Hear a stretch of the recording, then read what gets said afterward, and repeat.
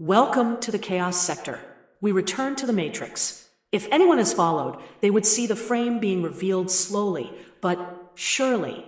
We've already broke this down. And now the time has come for the truth to be exposed in the courtroom. We aren't following every detail of the trial. There's no point, to be honest. The prosecution is stumbling over themselves as they attempted to get a quick guilty verdict with the alleged DNA of the suspect found inside the home, yet we all know that DNA can't possibly be there if the actual person was not proven to physically be there. And of course, this would be provided with surveillance footage that has never been proven to exist. But let's go back to a previous episode where we break down the major problem the prosecution has in regards to their so-called star witness. Ethan's sister-in-law had criticized Dylan regarding the gap in time. Now, to be fair, the sister-in-law, to my knowledge, hasn't identified herself. Perhaps someone knows her name.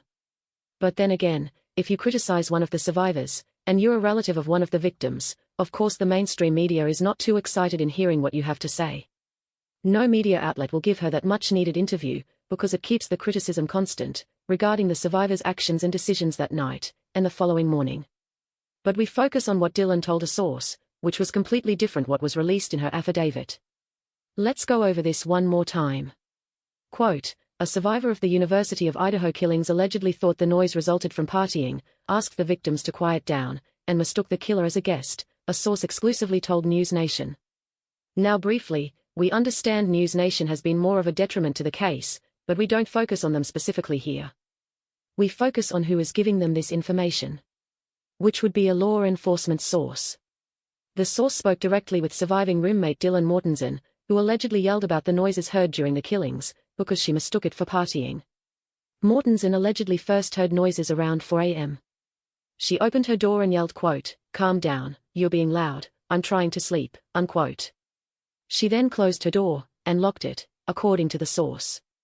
Later in the night, Mortensen heard more noises, so she opened her door.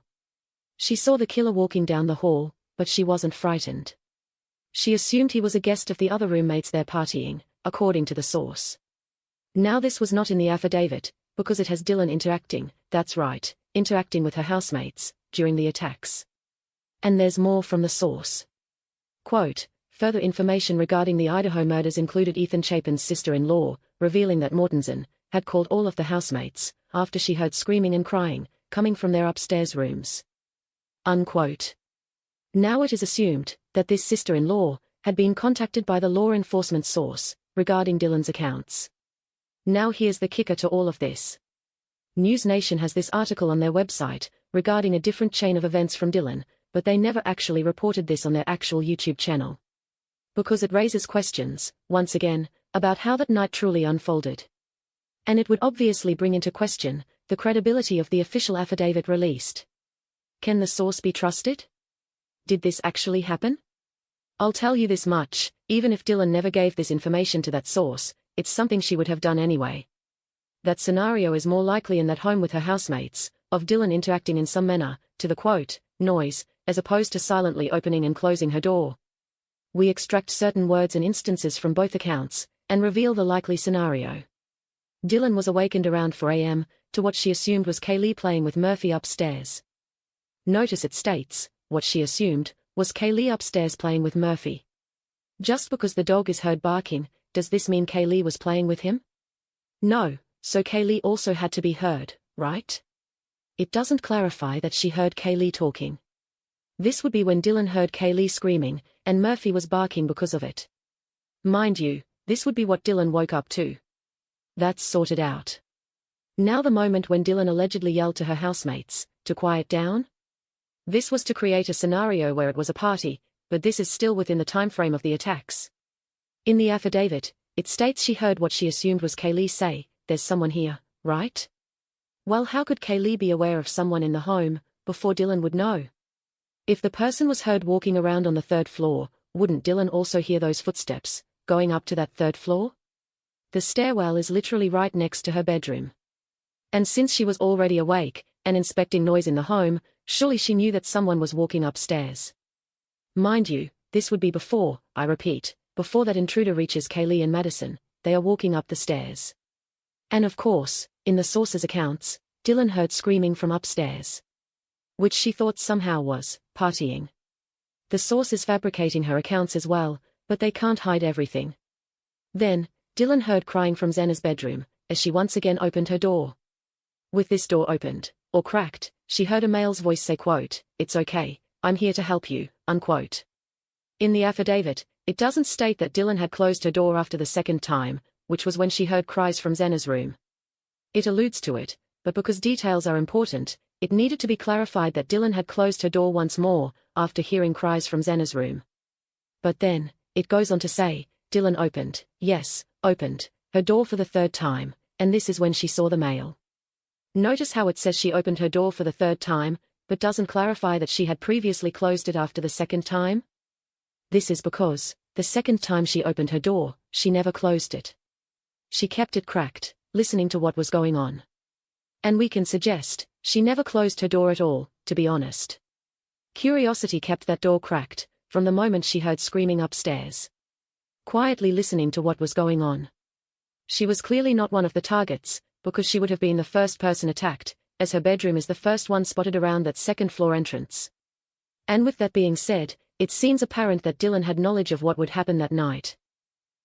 Dylan gave a different account of that night, contrary to her affidavit. And also, I'm just gonna go ahead and assume, Dylan doesn't use terms such as quote, clad in black. Moscow PD went over her original accounts, obviously she was a witness, at the least, and decided it was best to completely change it, because she would be compromised in the public's eyes. We're not cruel to Dylan, or even Bethany, we can give them the benefit of being terrified. I have no problem accepting that as the reason for their decisions. But how far does that benefit go, if we factor in they discovered their housemates deceased earlier than what was alluded to? Based on the evidence, yes evidence, that Dylan was aware her housemates were being attacked, we come to the logical conclusion that those bodies were discovered before sunrise. We also come to the logical conclusion that Hunter, Ethan's best friend, and his girlfriend, Emily, who is assumed to be Zena's best friend, or close friend, were also called before sunrise. Now when we look at the time frame before the 911 call, it gives us approximately the same 8-hour gap. In the report, it states that the best friend of Ethan had discovered Ethan and Zena deceased. But it detailed how he came to this conclusion, by checking their pulses, which were not there. There was no mention of blood seen on the victims, on the floor, nowhere on the bed, yet they were stabbed to death. Hunter would see this blood, before he even physically checked for a pulse. He would know, they were more than likely dead. Lack of establishing there was blood seen by Hunter, or even in Dylan's accounts, of observing a so-called unconscious housemate, indicates the authorities did not want to establish, the college students knew they were dead upon discovery. The reason being? It tracks all the way back to screaming, Murphy barking, all of the brutality that unfolded, without Dylan aware of it. A bloodbath is preceded by violence, my friends. That violence was not Kaylee playing with her dog Murphy upstairs. Dylan opened her door the first time, in response to what she thought was Kaylee say quote, "There's someone here," unquote. But why would Dylan open her door in response to this, when she would have known someone was there before Kaylee would? She opened her door after hearing the screaming from upstairs, disguised as Dylan waking up to quote, Kaylee playing with Murphy. It's obvious. No mention of screaming in the affidavit, because this is what would wake Dylan up, along with the barking. That changes the entire chain of events, to the point of the alleged Koberger's departure. So if the initial sign of physical activity in the home had been fabricated, then her accounts of what she observed and heard, have also been fabricated. And if that was all fabricated, then we also assume the actual time she claimed to hear that activity, was fabricated. Don't think Moscow PD would just change her accounts, they would have to change the time frame of those accounts also. We already exposed this, we're going in circles regarding her affidavit. Okay, let me interject for a moment. Moscow PD took bits and pieces of the truth that Dylan provided, and then simply created a different setting in the home to fit the narrative of there being a lone killer. The reason they needed it to be a lone killer is because there are multiple killers for one, but those multiple killers are more than likely from the same town of Moscow. Yes, we've broken this down, but let's continue. But the only thing that hasn't been fabricated, Dylan heard screaming. Many people are so caught up in what the prosecution has at its disposal, but they forget that the defense has that affidavit. And if the public punched huge holes in Mortensen's accounts, what do you think a defense attorney will do with it? Exactly, you see? And Taylor obtained that affidavit early on. and came to the same conclusion as everyone else about it, and that would be that it's clearly altered. Now, keep in mind, the defense attempted to get Bethany to testify early on in this case, in which Bethany agreed to meet with the defense. All of a sudden, her lawyer rejects it. They claim that Bethany stated she didn't want to testify, and everything was quashed in the preliminary hearing, including the alleged exculpatory evidence the defense claimed Bethany had. The prosecution is dragging this trial out, as the attempt to get Koberger to plead guilty did not work early on. It was the DNA on the knife sheath that they thought would break him down, and his defense. But if you know you're innocent and have absolutely no connection to the victims in the case, you fight to the very end. Anne and Taylor is fighting for her client's freedom and his life. Let's continue though. They will exploit the inconsistencies, and even a difference in her accounts, by way of law enforcement sources. If she is called in to testify, then everything she stated will be examined in that trial. Although many may assume her different account can't be verified as true, then we have to dig deep into why law enforcement sources claim she gave that different account. Which opens up all types of cans. You see the problem with this trial? Essentially, it is not Koberger who is the focus in the trial, it is Dylan Mortensen. Her different accounts have the truth somewhere in the middle, which the defense team will definitely poke holes into. So, Miss Mortensen, you were awakened by what you assumed to be Kaylee upstairs playing with her dog, correct? Yes, sir. Then, what you told Moscow PD was that you heard what you assumed to be Kaylee upstairs state, quote, "There's someone here," unquote. Is this correct? Yes, sir, that's correct. You then opened your door to check everything out, correct? Yes, sir. Miss Mortensen, you claim to have heard crying, which you assumed was coming from Xana's bedroom, is this correct? Yes, sir, that's correct. You also heard a male's voice say something along the lines of, quote, "It's okay, I'm here to help you," unquote. Do I have this correct? Yes, sir. When you opened the door the last time, you observed a male in all black, with a mask covering the lower half of his face, walk past you. Is this correct? Yes, sir, that is what I saw. Miss Mortensen, I need you to clarify something for me, because it's a bit concerning. It is reported that Ethan's sister-in-law claimed that you had heard screaming, yelled to them about the noise, and even called them during this time frame. You also spotted a male in the home walk past you, but didn't think nothing of it, as you assumed he was a partygoer. Is this correct? No, sir, that's not correct. I never talked to anyone that night. I woke up to the dog barking, but I just thought it was Kaylee playing upstairs. Your Honor, I ask that evidence regarding this claim be presented to the court. Proceed. Objection, Your Honor. Objection overruled. Thank you, Your Honor. Miss Mortensen, did you ever come in contact with Ethan's sister-in-law? No, sir, I know of her, through Ethan, but I wasn't like friends with her, or nothing like that. I didn't ask if you were friends with her. I'm asking specifically, did you ever come in contact with Ethan's sister-in-law? Objection, Your Honor. What is the relevance of this questioning? Objection overruled. Thank you, Your Honor. The reason I ask this question is because Ethan's sister-in-law had knowledge of the law enforcement source that provided those details regarding your accounts to media outlets. I present Exhibit A to the jury. This is the sister-in-law posting a comment regarding the alleged interview with the law enforcement source. Quote, "Yes, I hope it will come out what D, referring to Miss Mortensen, heard. D supposedly called all the girls in the house after hearing crying and screaming stopped and no one answered. And she still didn't call the police. She needs to explain herself and her actions that night." Unquote. Miss Mortensen, are you familiar with this post from the sister-in-law of Ethan? Objection, objection. The defense is badgering the witness. This is unacceptable. Objection overruled. I never saw that post from her. I don't know what she's talking about. The private investigator obviously will not be identified, as they are private investigators. But this private investigator, which is a law enforcement source, released statements to the media regarding your accounts. Are you saying that you never spoke to this private investigator, nor told them that version of your accounts? Remember, Miss Mortensen, you are under oath in a court of law. For the sake of integrity in this courtroom, I object to this questioning. Objection overruled. Proceed.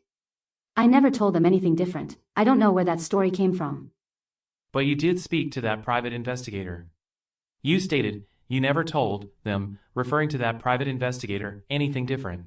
Your Honor, I present Exhibit B to the court. Proceed. In this article by News Nation, it reports that the source, which would be a private investigator here, had communicated with Miss Mortensen about the events that night. Quote, the source spoke directly with surviving roommate Dylan Mortensen, who allegedly yelled about the noise during the killings because she mistook it for partying. Objection, none of this has been confirmed. It is purely speculation, Your Honor. Objection overruled. Thank you, Your Honor. It goes on to say, quote, Mortensen allegedly first heard noises around 4 a.m. She opened her door and yelled, quote, calm down, you're being loud, I'm trying to sleep, unquote. She then closed her door and locked it, according to the source. Later in the night, Mortensen heard more loud noises, so she opened her door. She saw the killer walking down the hall, but she wasn't frightened. She assumed he was a guest of the other roommates there partying. According to the source. Unquote. Miss Mortensen, are you telling the court, under oath, that none of this happened? I don't know what to say. I'm tired of all this.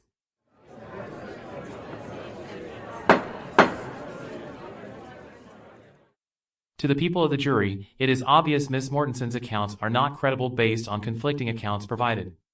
Either she didn't hear any screaming and was not aware of the killer stealthily maneuvering through the home, or she heard screaming and even interacted with her housemates, including calling them all that night during the murders.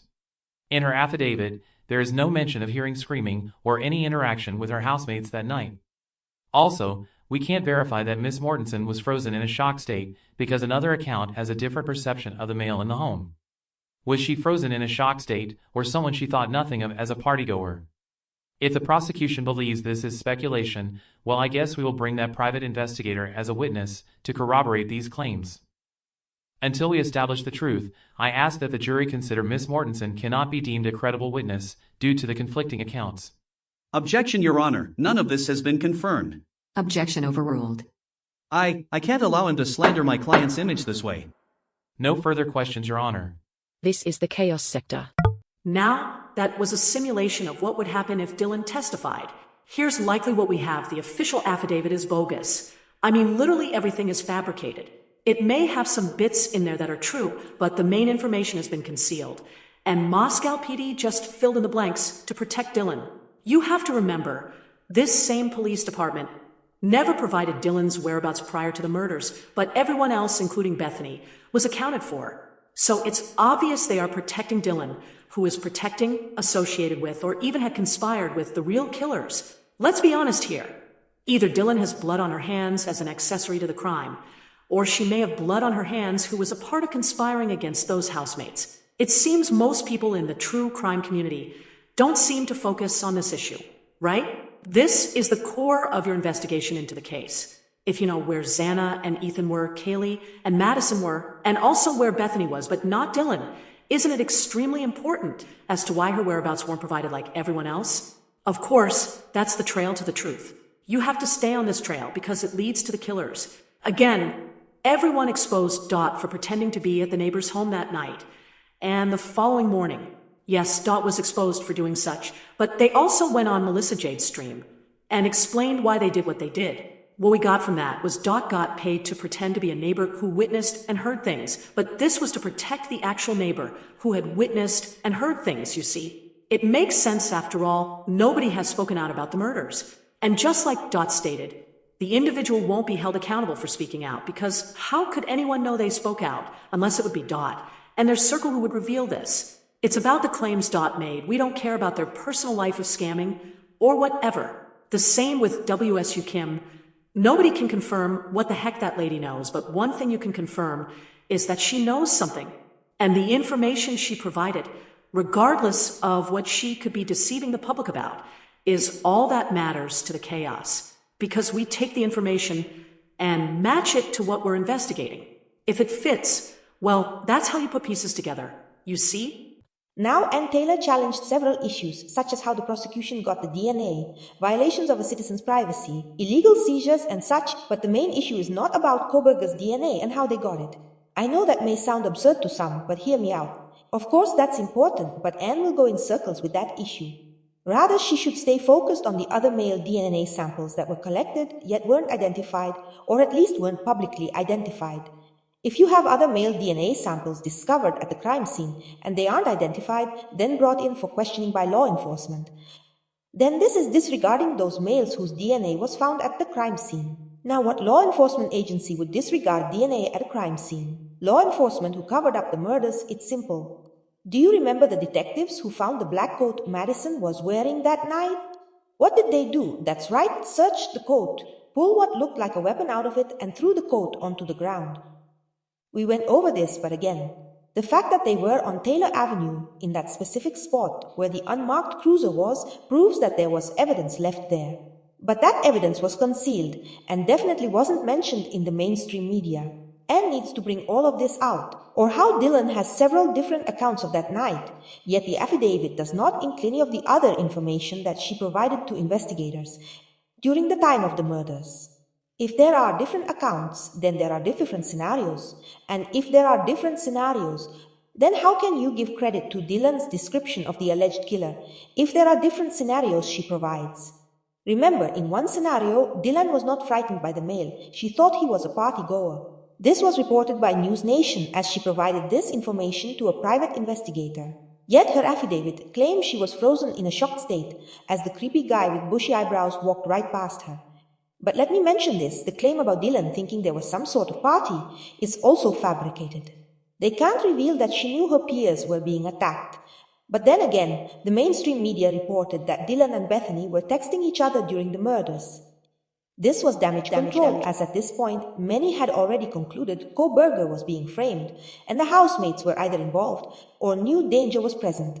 How about this if they claim Bethany and Dylan were texting each other during the murders? Then why is that Dylan is the only one who witnessed anything? Where is Bethany's affidavit where she heard something or witnessed something, you see? If she was texting Dylan during the time frame the murders were taken place, wouldn't she also witness something or hear something? I guess not, right? Because they weren't texting each other. This is to attach Bethany to Dylan to eliminate the exculpatory evidence that Bethany has that will exonerate Kober. Precisely. There is also a possibility that they were texting each other. The only difference, which is a big difference, is one was at the home, while the other wasn't. We've always had this inkling that Bethany had left the home when things started to unfold. Dylan wouldn't have known she left because she was on the first floor. Now there were claims that Dylan was on the first floor with Bethany at one point. Well, I don't believe that. I think this is to attach them together, as if they were both physically there during the murders.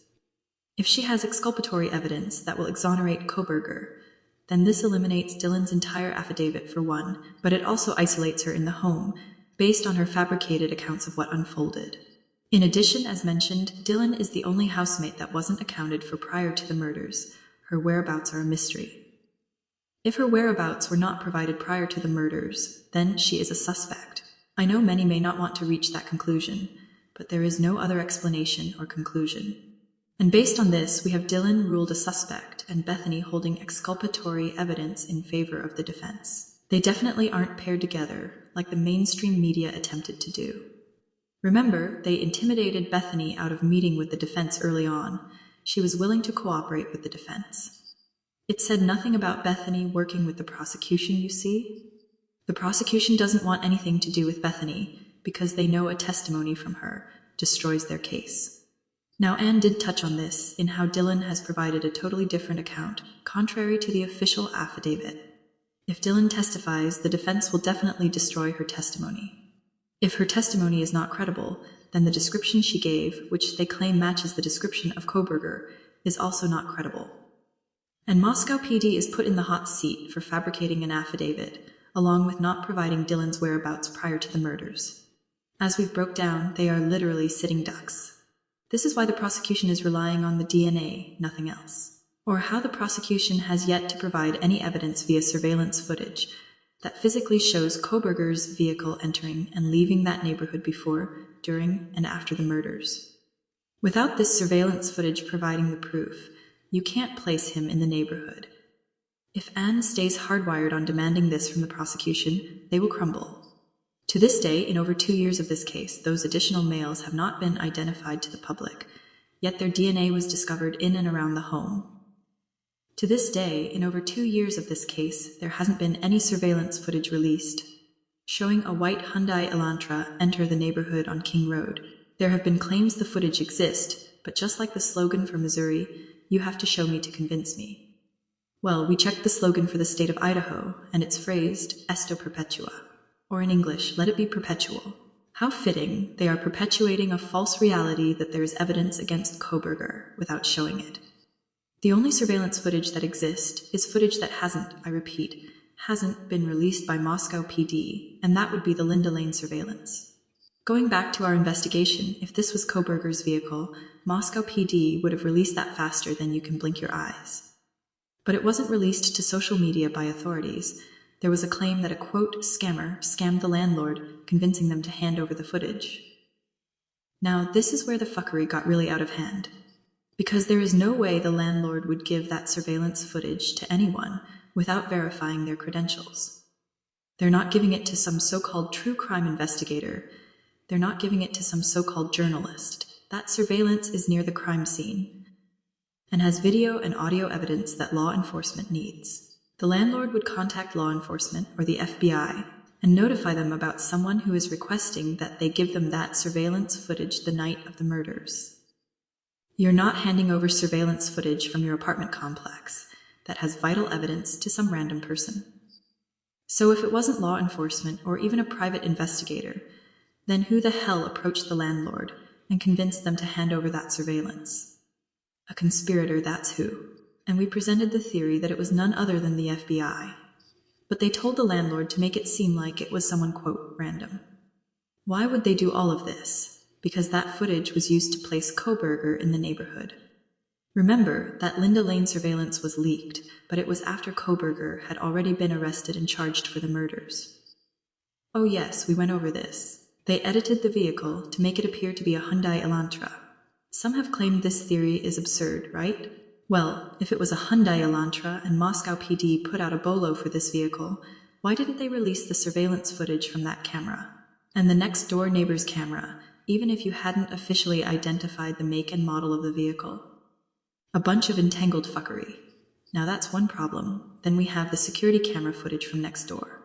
Again, it was not Moscow PD who released any footage from that home, meaning it was leaked just like the Linda Lane footage.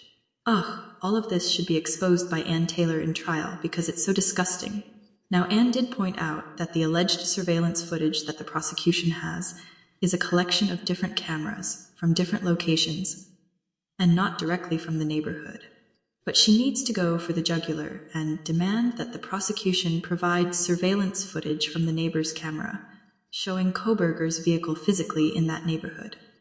This puts them in a jimmy, because without any physical proof Koberger was in the neighborhood that night, then this magnifies the complexities of the DNA discovered in the home. She's focusing directly on the DNA mainly and how the prosecution obtained it. That's fine, you'll still reach the same destination of the frame. But that takes far longer, as the prosecution can continue to bounce around it. If you demand that they provide surveillance evidence of Koberger's vehicle entering the neighborhood, then you reach the destination immediately. No evidence of his vehicle entering the neighborhood on the neighbor's security camera, therefore he wasn't there, and then you come back to the DNA and prove that they planted the DNA there. The trial would be over quickly, instead of being drug out for potentially another year or so, you see.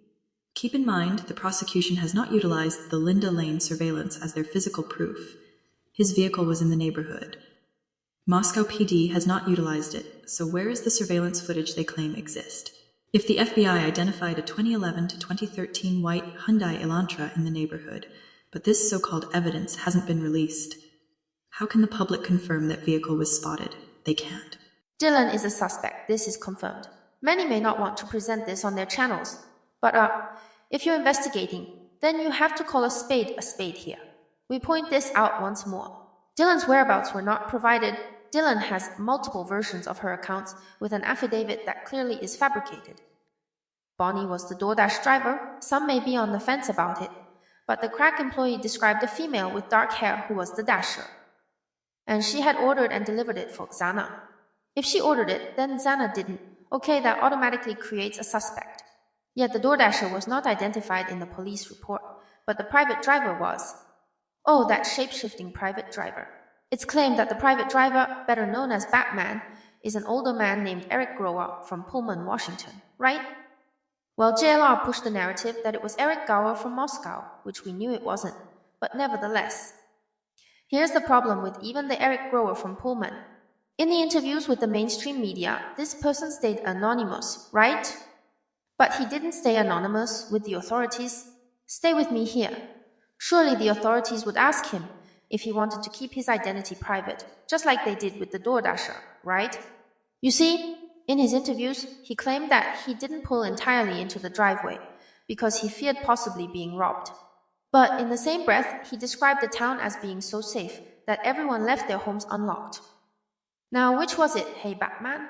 Either it's a neighborhood known for the occasional robbery, which we can also throw in other violence and crime, such as shootings, stabbings, Because if there are robberies, then there are individuals who will use violence, right? Yet I guess the residents didn't really feel the same way, as they left their homes unlocked. Now, the reason I'm pointing this out is because Batman claimed to have driven those housemates to work, school, and even knew who all worked where and all. So he would be familiar with the neighborhood they stayed in. In our analysis of that interview, we came to the conclusion that Batman mentioned that as a justification for not pulling entirely into the driveway. Nor did he stay to watch them go inside. But hold on, if the neighborhood is somewhat dangerous, wouldn't you make sure they were safely inside the home? Oh, you're not putting your life at risk for some college girls, you say?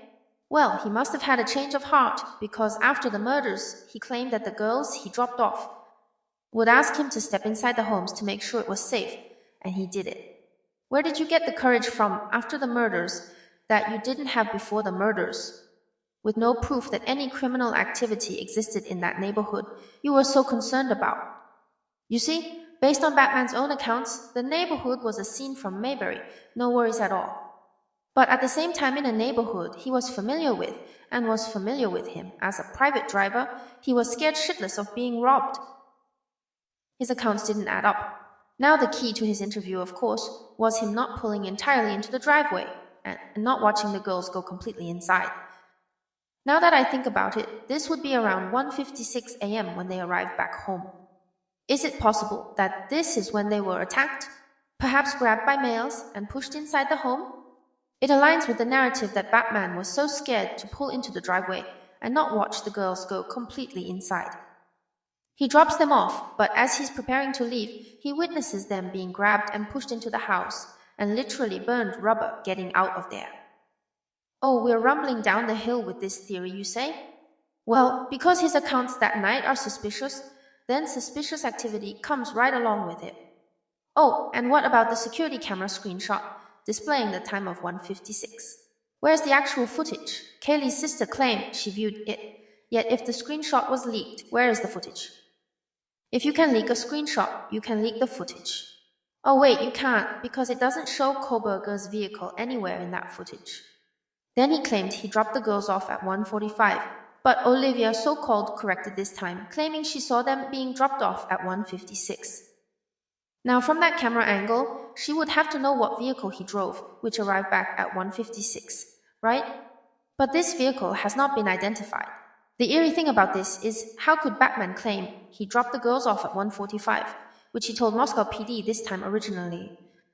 Then it was Olivia who scrutinized this time based on the surveillance footage, yet the person driving them home wouldn't know the correct time. How did he give a time of 1:45 then? Pay attention closely. Batman didn't give an approximate time, like close to 2 a.m. negative.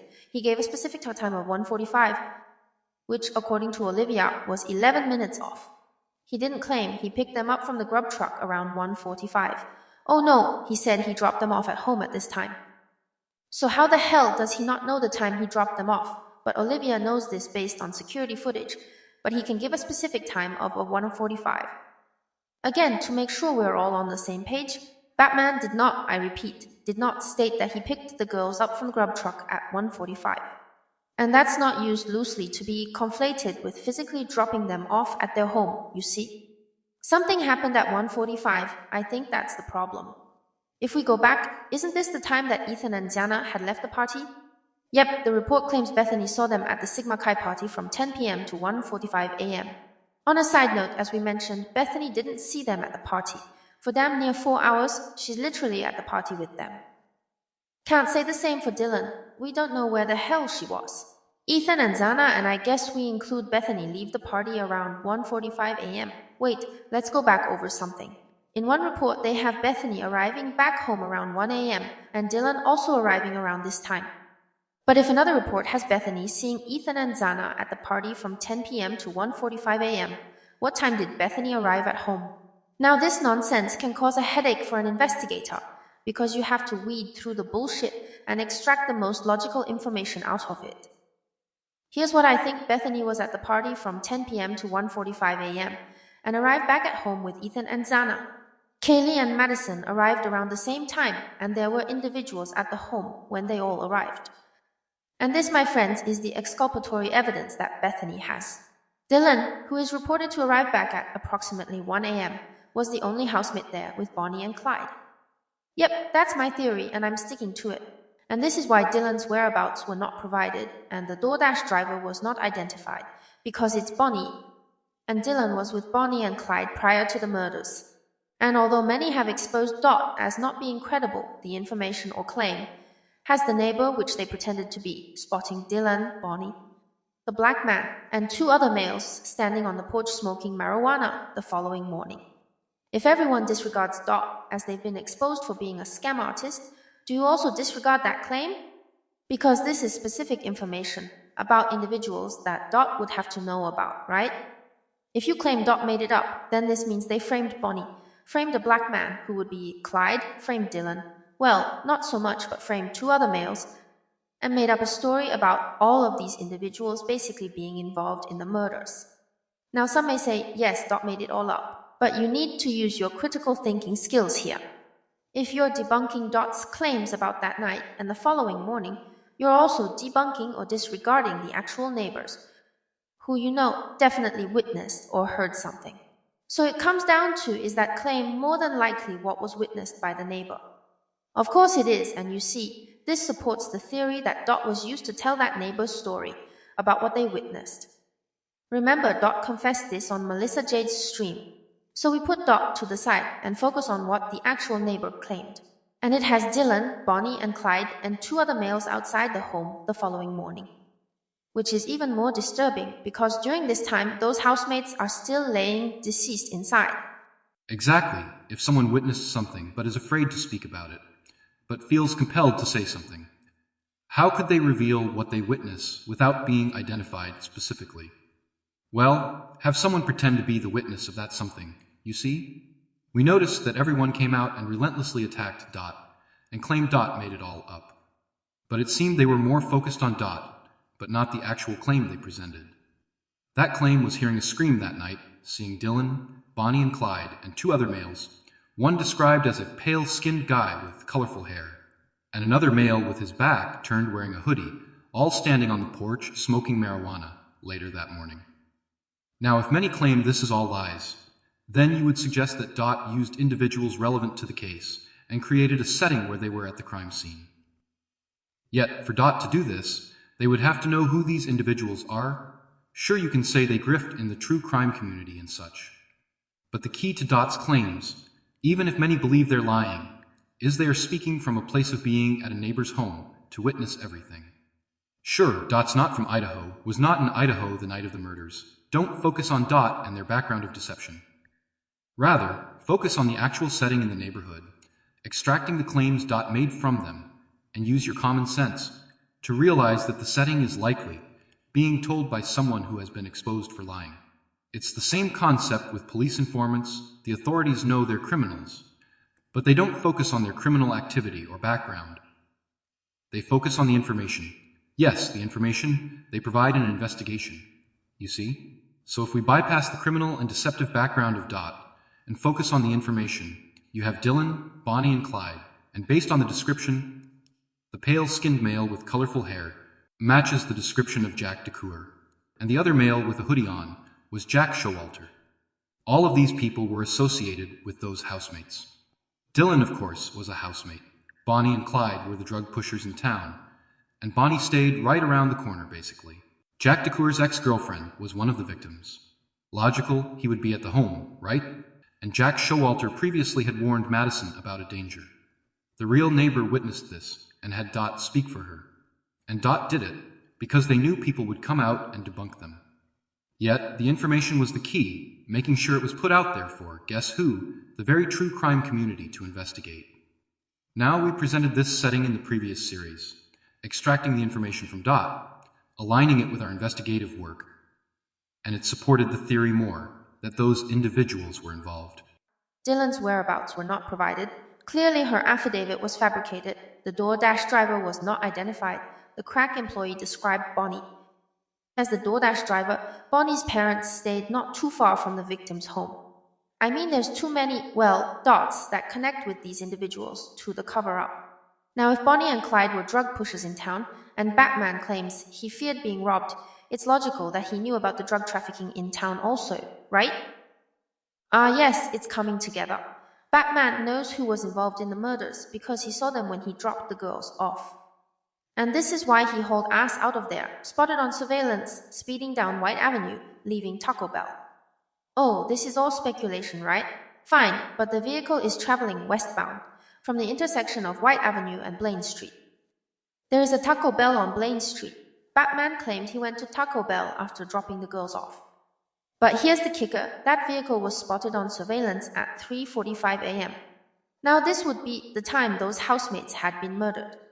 This changes everything, because if this is Batman, then this means he was still in Moscow from the time he dropped the girls off around 1:45 a.m. or 1:56 whatever until 3:45 a.m., which was the approximate time of the murders. And this would be before the alleged Koberger had committed the murders, which was around 4:10 a.m. There's ruffling in the bushes, and we have to find out who's making that noise. If Batman stayed in Moscow from the time he allegedly picked the girls up from their home, dropped them back off around 1:45 a.m., and then is spotted speeding on White Avenue at 3:45 a.m. from a direction where Taco Bell is located, is he leaving Moscow after the murders had taken place? It was never confirmed why the vehicle was speeding, who the vehicle belonged to. We know nothing about this vehicle, other than it was the first vehicle released to the media as a potential suspect. What if it's Batman? If it's Batman, then he, at the very least, was a witness to violence, which ultimately led to murders. We're exhausted with Batman because he's a slippery fucker. Also, it was Batman who gave WSOU campus police Koberger's vehicle, remember? This is how he got the nickname Batman, by the way. He became an unidentified superhero, taking crime into his own hands. On November 29th, WSU campus police had Koberger's vehicle, but Moscow PD didn't have a make and model yet. It wasn't until December 7th that they provided a make and model of a person of interest. As we pointed out in our investigation, how can WSU campus police be given a make, model, and color of a potential suspect before Moscow PD even knew what type of make and model they were looking for? And this brings Batman to the forefront, because how could Batman be snooping around looking for white Hyundai Elantras prior to Moscow PD releasing information about this vehicle in their December 7th press release? Do you see this fuckery? The only way Batman would know which vehicle to look for, he was physically in the neighborhood, witnessed or heard violence, saw the white Hyundai Elantra drive off, and knew that make and model was involved.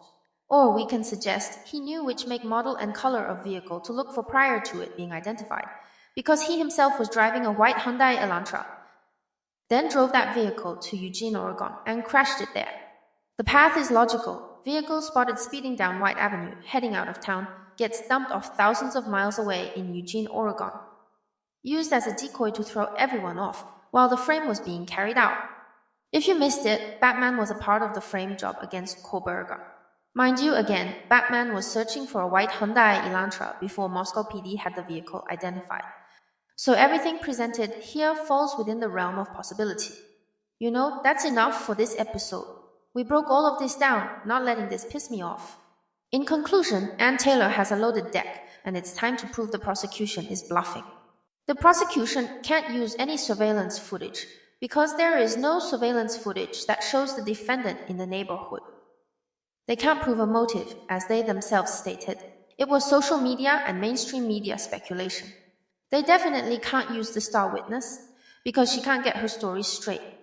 No surveillance footage, no motive. Dylan's accounts are not credible. So what does this leave? DNA. Yes, but if there is no physical evidence in surveillance showing his vehicle in the neighborhood to support the bogus DNA, How do you physically place the defendant in the home to have left that DNA? Technology has advanced quite well, but it hasn't reached the level of teleportation just yet. This is the chaos sector.